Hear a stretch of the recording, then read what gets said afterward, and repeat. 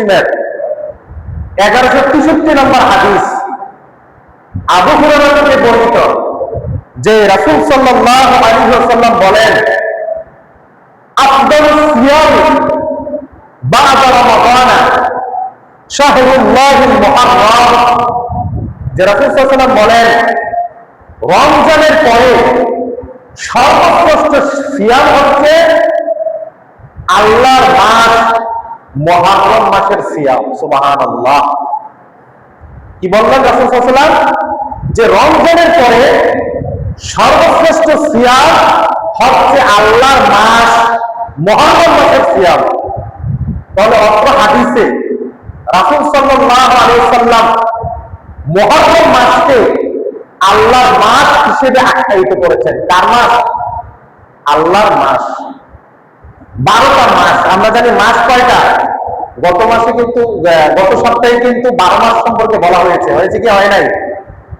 সেখানে 12 মাসের ইতিহাস সংক্ষিপ্তভাবে বলা হয়েছে। তো এই 12 মাস কে সৃষ্টি করেছেন? আল্লাহ। তো 12 মাসের মালিক কে? আল্লাহ। এই 12 মাস কার মাস? আল্লাহর মাস। কিন্তু আল্লাহ নিজে বলে নাই যে আমার মাস 12 মাস, বলছে? বলে নাই। যদিও আর মাস কার?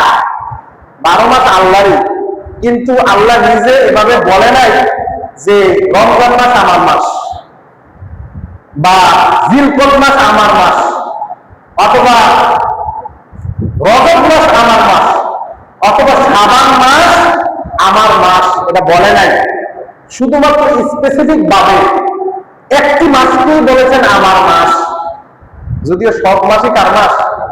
আল্লাহর মাস, কিন্তু এভাবে বলে নাই। কিন্তু শুধুমাত্র একটি মাসকেই নিজের সাথে সম্পর্কিত, নিজের সাথে রিলেটেড করে বলেছেন একটি মাস, সেটার নাম হচ্ছে কি? মুহররম মাস। আল্লাহ অন্য কোনো মাসকে নিজের সাথে রিলেটেড করেন নাই, শুধুমাত্র মুহররম মাসকে কি করেছেন? নিজের সাথে সম্বন্ধ করেছেন। সুবহানাল্লাহ।